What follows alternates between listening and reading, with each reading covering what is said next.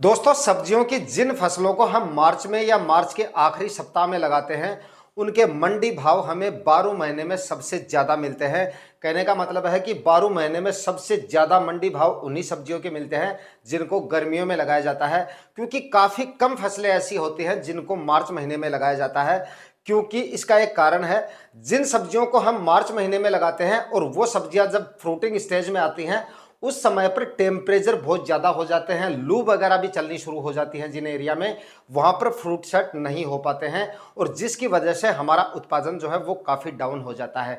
तो काफ़ी कम सब्जियां ऐसी हैं जिनको हम मार्च में लगा सकते हैं या फिर गर्मियों में लगा सकते हैं, उनसे हमें उत्पादन भी मिल जाता है और मंडी रेट तो उनका 99% चांस है कि काफ़ी ज़्यादा मिल जाते हैं। इसकी वजह से हमारा मुनाफा जो है वो काफ़ी शानदार निकल के आ सकता है। तो दोस्तों, कौन कौन सी सब्जियों को कौन कौन से एरिया में लगा सकते हैं, लगाने का सही तरीका कौन सा है, कब तक आपको उनसे हार्वेस्टिंग मिलनी चालू हो जाएगी, कितने मंडी भाव मिल जाएंगे, कंप्लीट जानकारी आज के इस वीडियो में आपको मिलेगी। तो आज का ये वीडियो आपको पूरा वॉच करना है।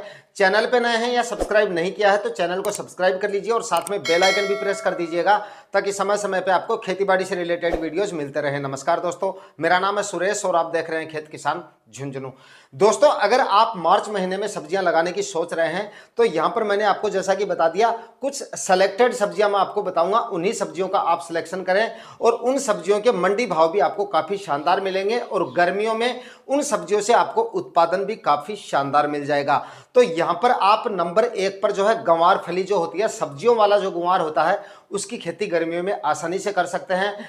आपके एरिया में अगर 40 डिग्री से ऊपर टेम्परेचर जा रहे हैं, 42-43 डिग्री अगर टेम्परेचर हैं, तो वहां तक गुआर जो है आपको उत्पादन देता रहता है। इससे ऊपर अगर टेम्परेचर जा रहे हैं तब आपके उत्पादन में थोड़ी सी कमी आ सकती है, लेकिन गुआर जो है वो आपको लंबे समय तक उत्पादन देता है। यहां पर मैंने आपको इसीलिए बताया कि कुछ सिलेक्टेड सब्जियां बताऊंगा। यहां पर आपको ऐसी सब्जियों का चुनाव करना चाहिए जिन एरियो में गर्मी ज्यादा पड़ती है, टेम्परेचर काफी ज्यादा हो जाते हैं, यानी कि जहां पर टेम्परेचर 45 डिग्री तक पहुंच जाते हैं, वहां पर कुछ ऐसी सब्जियां लगानी चाहिए जो लंबे समय तक आपको उत्पादन दें, ताकि अगर 5-6 दिन अगर लगातार ज्यादा टेम्परेचर भी हो जाए और फ्रूटिंग आपको देखने को ना भी मिले, तो उसके बाद में जैसे ही मानसून शुरू हो उसके बाद में आपको उनसे उत्पादन मिलना शुरू हो जाए और मानसून शुरू होने के बाद में या बारिश होने के बाद तक वो सब्जियां आपको उत्पादन देती रहे। बारिश होने के बाद भी आपको उन सब्जियों से काफी अच्छे तो मंडी भाव मिलेंगे और काफी अच्छा उत्पादन मिल जाएगा। तो सब्जियों वाला गुआर जो है अगर आप मार्च में लगाते हैं तो लंबे समय तक तो आपको इसका उत्पादन मिलेगा और मार्केट प्राइस भी इसकी आपको काफी शानदार मिल जाएगी।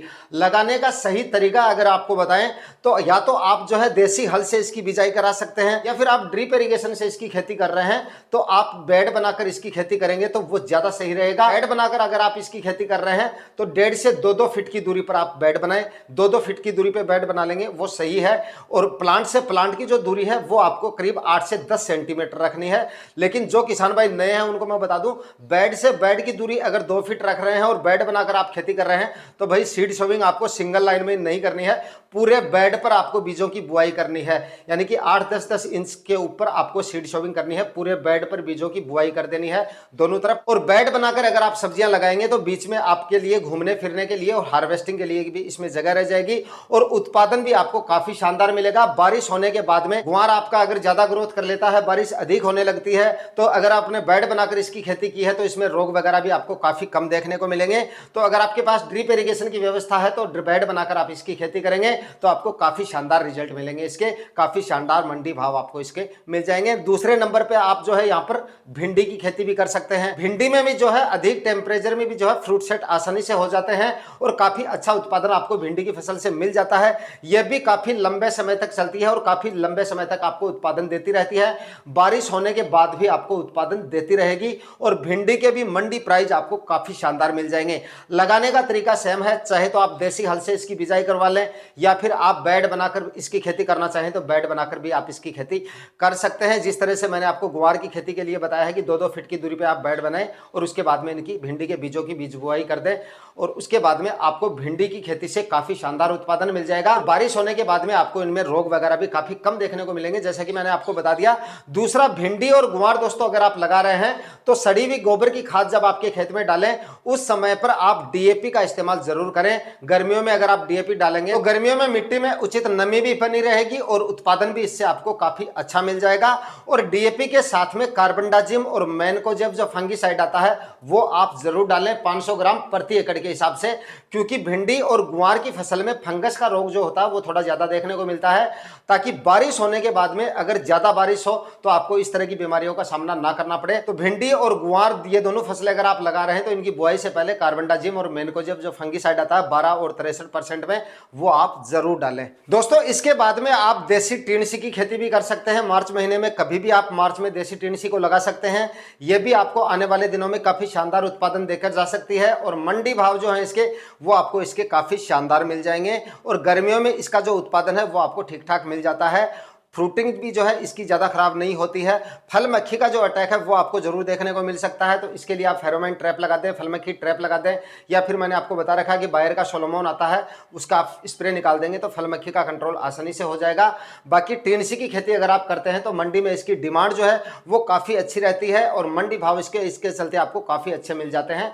तो देसी टिंडसी लगाकर भी आप काफ़ी शानदार मुनाफा ले सकते हैं। इसके साथ ही दोस्तों आप तर ककड़ी और तरबूज की खेती भी आसानी से कर सकते हैं। मार्च महीने में तरबूज की खेती अगर आप मार्च में करते हैं तो आने वाले दिनों में गर्मियों में इसके आपको मंडी भाव काफी शानदार मिल जाएंगे।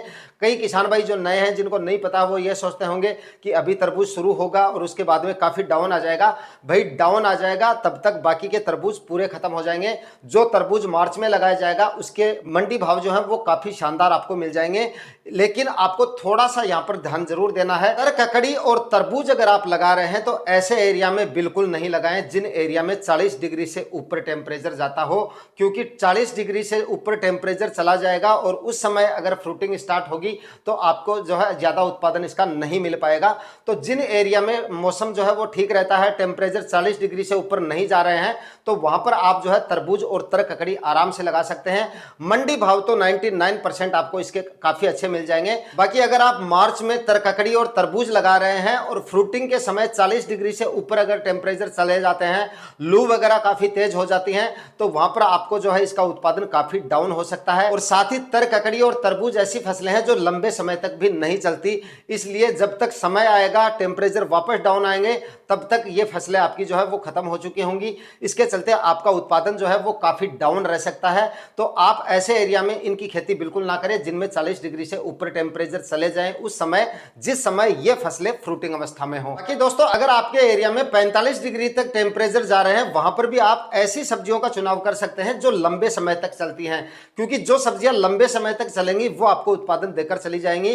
क्योंकि लू वगैरह जो चलती हैं वो 10-15 दिन चलती है, इससे ज्यादा नहीं चलती हैं। तो 10-15 दिन के दौरान हो सकता है आपको फ्रूटिंग कम देखने को मिले, लेकिन जब मानसून शुरू हो जाता है, भले ही मानसून आपके एरिया में ना आए, लेकिन जब मानसून एक बार शुरू हो जाता है उस समय पर लू वगैरह जो है वो चलनी बंद हो जाती है और आपको फ्रूटिंग फिर से देखने को मिल जाती है। तो ऐसी सब्जियों का चुनाव आप कर सकते हैं। तो ऐसी सब्जियों में आप लौकी लगा सकते हैं। लौकी आपको काफी लंबे समय तक उत्पादन देती रहती है।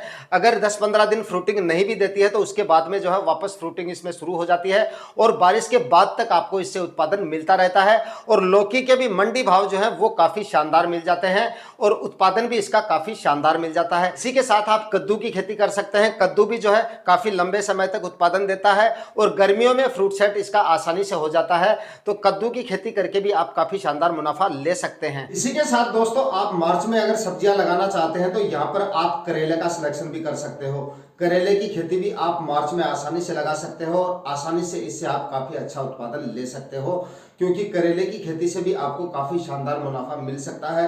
मंडी भाव तो इसके आपको काफी शानदार मिल ही जाएंगे, उत्पादन भी इसका आपको काफी शानदार मिल जाएगा।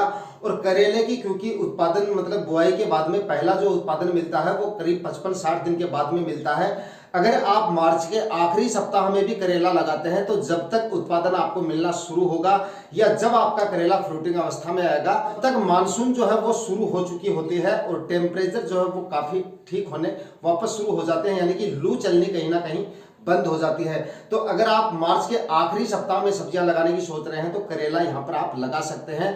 और अगर मानसून 5-10 दिन आगे पीछे भी हो जाता है तब भी कोई ज्यादा फर्क नहीं पड़ता है, सिर्फ 5-7 दिन का फर्क पड़ेगा। थोड़ा सा हार्वेस्टिंग पे फर्क पड़ सकता है, आपको पहली हार्वेस्टिंग जो है वो 5-7 दिन लेट मिल सकती है। बाकी करेले की खेती आप आसानी से कर सकते हैं और उत्पादन और मुनाफा काफी शानदार आपको करेले की खेती से मिल सकता है। इसी के साथ में दोस्तों आप मार्च महीने में पालक की खेती करके भी काफी शानदार मुनाफा ले सकते हैं। पालक को भी आप गर्मियों में आसानी से उत्पादन इसका अच्छा ले सकते हैं और मंडी भाव भी इसका आपको काफी शानदार मिल जाएगा। और इसी के साथ में आप धनिया की खेती भी कर सकते हैं। जैसा कि आपको पता है कि धनिया के मंडी भाव हर समय अच्छे रहते हैं और गर्मियों में तो इसके मंडी भाव आपको और भी ज्यादा मिल जाएंगे। तो धनिया को भी आप गर्मियों में आसानी से ग्रो कर सकते हैं। मार्च में अगर आप सब्जियां लगाने की सोच रहे हैं तो धनिया का चुनाव कर सकते हैं, अच्छा उत्पादन देकर आपको धनिया जा सकता है। इसी के साथ में दोस्तों यहाँ पर आप मूली की खेती भी मार्च महीने में आसानी से कर सकते हैं। अगर आप मार्च में सब्जियां लगाना चाहते हैं, जमीन अगर आपके पास फिलहाल खाली पड़ी है तो फिलहाल आप जो है बिल्कुल सही समय है, मूली के बीजों की बुआई कर सकते हैं। मूली से भी आपको गर्मियों में काफी शानदार उत्पादन मिल जाएगा और मंडी भाव भी इसके आपको काफी ठीक ठाक मिल जाएंगे। तो मूली की खेती करके भी आप काफी शानदार मुनाफा ले सकते हैं। साथ ही दोस्तों जिन किसान भाइयों ने मिर्ची, टमाटर और बैंगन की नर्सरी तैयार कर रखी है वो भी अपना प्लांटेशन जो है मार्च के महीने में आसानी से कर सकते हैं। मार्च में थोड़ा सा प्लांटेशन अगर आप कर रहे हैं तो शाम के समय प्लांटेशन करें और प्लांटेशन करने के तुरंत बाद ड्रेंचिंग विधि से उसकी सिंचाई करें, क्योंकि टेम्परेचर काफ़ी ज़्यादा हो जाएंगे जब तक आप प्लांटेशन करेंगे। उस समय पर अगर आप तुरंत सिंचाई नहीं करते हैं तो काफ़ी संख्या में आपके पेड़ जो हैं वो खराब हो सकते हैं। बाकी अगर इस समय पर अगर आप मिर्ची लगाते हैं तो इसके भी आपको गर्मी में मंडी भाव काफ़ी शानदार मिल जाएंगे, उत्पादन भी मिल जाएगा। और टमाटर के भी मंडी भाव गर्मियों में काफ़ी शानदार मिल जाते हैं और बैंगन के भी मंडी भाव आपको जो है गर्मियों में काफ़ी शानदार मिल जाएंगे। गर्मियों में कहने का मतलब है सभी सब्जियों से आपको 99% चांस होते हैं कि आपको सभी सब्जियों से काफ़ी शानदार मंडी भाव मिल जाते हैं, क्योंकि गर्मियों में सब्जियों की जो आवक होती है वो काफ़ी कम हो जाती है और डिमांड बराबर बनी रहती है। इसके चलते आपको इसके मंडी भाव इन सभी सब्जियों के काफ़ी शानदार मिल जाते हैं। बाकी दोस्तों आप अपने एरिया में सब्जियों की डिमांड के हिसाब से और क्लाइमेट के हिसाब से ही इन फसलों का चयन करें। कहीं अगर आपके एरिया में टेम्परेचर बहुत ज़्यादा हो जाते हैं, वहाँ पर अगर आप इस तरह की सब्जियों का सिलेक्शन कर लेते हैं तो हो सकता है आपका उत्पादन डाउन हो सकता है या मंडी में आपकी सब्जियों की डिमांड भी, ज़रूरी नहीं है कि जो सब्जियां मैं आपको बता रहा हूं उनमें से हर फसल की डिमांड आपकी मंडियों में होगी। मैं अपने अनुभव के हिसाब से आपको बता रहा हूं, अपने आइडिया के हिसाब से आपको बता रहा हूं। बाकी मार्च के आखिरी सप्ताह में अगर आप सब्जियां लगा रहे हैं तो आप अपनी मंडियों में डिमांड के हिसाब से सब्जियों की फसलों का चुनाव करें और मौसम के हिसाब से ही आप सब्जियां लगाएं कि आपके यहाँ पर टेम्परेचर कितने हैं, ज़्यादा तो नहीं जा रहे हैं। इस हिसाब से आप देखकर ही सब्जियों का चुनाव करेंगे, तभी आपको सब्जियों से अच्छा उत्पादन मिलेगा और तभी आपको अच्छे मंडी भाव मिलेंगे। तो आज के वीडियो में इतना ही। वीडियो में दी गई जानकारियां अच्छी लगी तो वीडियो को लाइक शेयर जरूर कर दीजिएगा। चैनल पे नए हैं तो सब्सक्राइब जरूर कर लीजिएगा। मिलते हैं किसी नए वीडियो में नए टॉपिक के साथ।